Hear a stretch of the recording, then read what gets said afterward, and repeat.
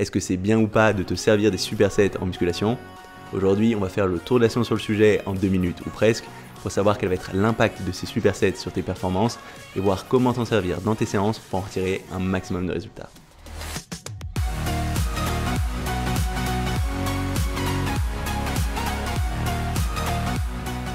Salut, ici Nico et bienvenue dans un nouvel épisode de ma mini-série 2 minutes science dans laquelle je réponds à une question de la musculation en faisant le tour de la science sur le sujet en 2 minutes ou presque.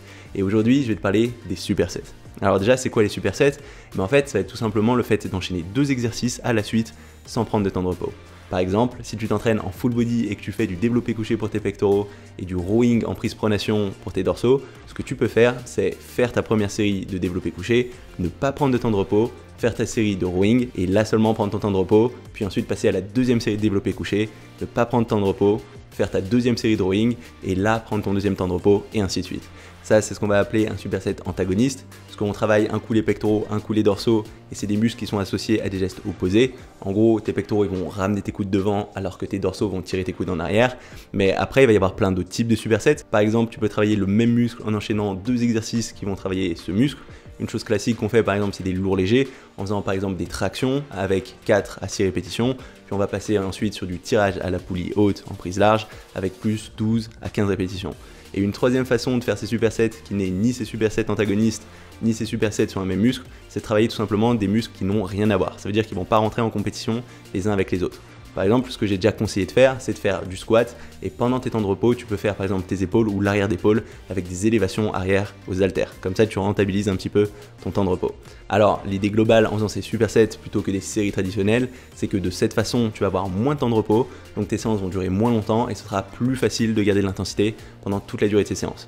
Mais la question qui se pose, c'est en jouant de cette façon sur ces temps de repos, est-ce que ça risque pas de poser problème d'un point de vue performance? Parce qu'il y a plusieurs études qui ont montré que c'était important d'avoir suffisamment de temps de repos pour réussir à bien progresser. Notamment une étude de 2016 de Schoenfeld, dans laquelle ils ont comparé l'impact de temps de repos court de 1 minute et de temps de repos plus long de 3 minutes. Et ce qui en est sorti, c'est que le groupe qui prenait plus de temps de repos avait globalement plus d'hypertrophie sur les quadriceps, aussi une tendance à avoir plus de masse sur les triceps. Mais du coup, dans le cas de ces supersets où on va jouer sur le temps de repos entre les séries, mais en enchaînant des exercices différents, la question se pose de quel va être l'impact sur les performances. Est-ce que ça va être négatif? Est-ce que ça va pas faire de différence? Est-ce que potentiellement il va y avoir quelque chose de positif? Et c'est ce que je suis allé voir en faisant le tour de la science sur le sujet. Donc comme d'habitude, tu retrouveras les références vers toutes les recherches que j'ai mentionnées dans l'ordre, dans la description sous cette vidéo. Maintenant, on va faire le tour de la science pour savoir quel va être l'impact de ces supersets sur tes performances et comment s'en servir correctement. On lance le chrono et c'est parti. La première chose que je suis allé voir, c'était l'impact sur les performances des supersets qui travaillaient des muscles qui n'avaient rien à voir. Ça veut dire des muscles qui n'étaient ni des muscles antagonistes, comme biceps, triceps ou pectoraux dorsaux, et qui n'étaient pas non plus le même muscle. Et j'ai trouvé une étude très intéressante de 2014 de Ciccone et ses collègues qui ont comparé 2 groupes de pratiquants, avec un groupe qui faisait du squat et qui prenait 3 minutes de repos entre chaque série de squats, et un groupe qui faisait du squat en prenant encore une fois 3 minutes de repos, mais pendant ces 3 minutes de repos, ils faisaient 2 autres exercices, ils faisaient du développé couché et un geste de rowing. Donc il y avait toujours 3 minutes entre chaque série de squats, mais il y avait ces exercices en plus, en superset. Et ils ont réalisé 3 séries en faisant que 4 répétitions, et sur la 4e et dernière série, ils sont allés jusqu'à l'échec musculaire. Et ce qui en est ressorti, c'est qu'il n'y avait pas de grosse différence entre les 2 groupes, à part que le groupe qui ne faisait pas de superset a en moyenne réalisé une répétition supplémentaire sur la série où on allait jusqu'à l'échec. Donc a priori, ces supersets sur des muscles complètement différents, ça peut légèrement diminuer tes performances, même si c'est pas très significatif et le gain de temps est vraiment considérable. Ensuite, je suis allé regarder le cas de supersets avec 2 exercices qui travaillent un même muscle.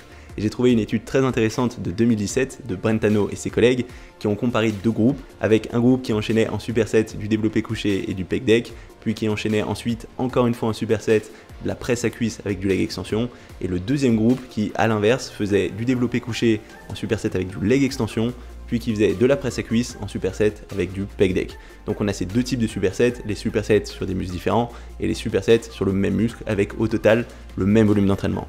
Et ce qui en est ressorti, c'est qu'il n'y avait pas de grosse différence en termes d'activation musculaire entre les 2 groupes, mais qu'au niveau de la récupération, la créatine kinase, qui est un marqueur de fatigue, était beaucoup plus élevée dans les 5 jours qui suivaient la séance pour le groupe qui avait fait des supersets sur le même muscle. Donc a priori, dans ce cas de superset qui travaille un même muscle, non seulement tes performances elles risquent d'être un petit peu réduites par rapport à des séries traditionnelles, mais on va aussi devoir faire encore plus attention à la récupération. Ensuite, je suis allé voir un type de superset assez particulier, qui sont les supersets antagonistes, c'est-à-dire les supersets où tu vas travailler des muscles qui correspondent à des gestes opposés. Par exemple, biceps, triceps ou pectoraux, dorsaux. Et là, j'ai trouvé des choses vraiment intéressantes. À commencer par une étude de Robbins qui date de 2009, dans laquelle ils ont suivi des pratiquants qui ont réalisé un programme de force sur du développé couché et des rowing, avec dans un cas du développé couché puis des rowing avec des séries traditionnelles, et dans l'autre cas le développé couché et les rowing réalisés en superset pendant 8 semaines. Et ce qui en est ressorti, c'est qu'au niveau de la force, il n'y avait pas de différence significative entre les deux groupes. Donc contrairement à des supersets sur des muscles qui n'ont rien à voir ou des supersets sur le même muscle, dans ce cas-là, ça ne devrait pas poser de problème d'un point de vue performance. Et en creusant un peu plus la recherche, j'ai trouvé des choses qui vont encore plus loin, parce qu'il y a même des études qui montrent que utiliser ces supersets antagonistes, ça peut avoir un effet positif d'un point de vue performance par rapport à des séries traditionnelles. Et ça a été mis récemment en avant dans une étude de Paz et de ses collègues de 2017, dans lesquelles ils ont suivi des groupes qui réalisaient du développé couché et du tirage assis en prise large, soit en superset, soit en série traditionnelle, avec 3 séries au cours desquelles ils allaient systématiquement à l'échec en utilisant une charge qui correspond à leur 10 RM, une charge avec laquelle ils doivent pouvoir faire a priori 10 répétitions. Et ce qui en est ressorti, c'est que globalement dans les deux groupes, au fil des séries, les performances avaient tendance à diminuer, le volume total d'entraînement, c'est-à-dire le nombre de répétitions multiplié par la charge de travail, avait tendance à diminuer de série en série, mais que globalement, le groupe qui faisait des supersets antagonistes avait de meilleures performances, avait un plus fort volume d'entraînement que le groupe qui faisait des séries classiques. Alors, qu'est-ce qu'on va pouvoir retenir de tout ça ? Et bah la première chose, c'est que faire ces supersets, quel que soit leur type, ça va pas être anodin. Ça va avoir un impact sur ta récupération et sur tes performances. Dans le cas où tu vas faire des supersets sur des muscles complètement différents, par exemple si tu fais du squat avec du développé couché ou du rowing, et bah dans ce cas-là, ça risque d'entraîner une légère diminution de tes performances. Par contre, tu vas aussi gagner beaucoup de temps, donc si tu es quelqu'un qui a relativement peu de temps à allouer à ta pratique de la musculation, ça peut être une bonne façon de faire, je pense que tu seras quand même gagnant. Et selon moi, une bonne façon de faire ça, ça peut être de coupler un gros muscle, donc par exemple du squat, avec un plus petit muscle, par exemple l'arrière d'épaule, avec des élévations latérales aux haltères. Après, une autre façon d'utiliser ces supersets, ça peut être de travailler un même muscle avec 2 exercices. Et là, de façon générale, j'aurais tendance à te le déconseiller, puisque d'un point de vue récupération, ce sera pas forcément évident à gérer, et à part si tu es quelqu'un de très expérimenté, tu n'auras pas forcément besoin d'utiliser ce genre de technique. Donc ça peut avoir son intérêt, mais si ça fait pas encore 3-4 ans que tu fais de la muscu, je pense que tu n'as pas forcément intérêt à faire ça, tu risques d'avoir des problèmes niveau récupération et de pas en retirer grand chose de positif, donc à mon avis ça sert pas à grand chose de s'en servir. Par contre, il y a un type de superset que j'aime beaucoup, ça va être ces supersets antagonistes. Et là pour le coup, non seulement ça va te faire gagner du temps, mais ça peut même améliorer tes performances. Et je sais que moi personnellement, j'aime bien m'en servir sur les bras. Je vais presque tout le temps travailler mes biceps et mes triceps en superset. Mais ça peut être aussi très bien de faire ça sur les jambes, donc faire tes quadriceps et tes ischios, ou faire ça sur le haut du corps, par exemple avec les pectoraux et les dorsaux. Et quel que soit ton niveau, je pense que c'est une très bonne chose de les inclure, en particulier si tu as relativement peu de temps à allouer à la salle de sport. Voilà, ça va être tout pour aujourd'hui. Si jamais ça t'a plu, n'hésite pas à mettre un petit pouce bleu ou un petit commentaire. En particulier, si tu as des ressources ou des expériences en lien avec ce thème, tu peux les mettre sous cette vidéo, je pense que ça intéressera à tout le monde. Si tu as une question que tu veux m'envoyer, tu peux le faire sur nico.dalam@gmail.com. Je réponds à tous mes mails, mais essaye d'être concis parce que je reçois beaucoup de ces mails.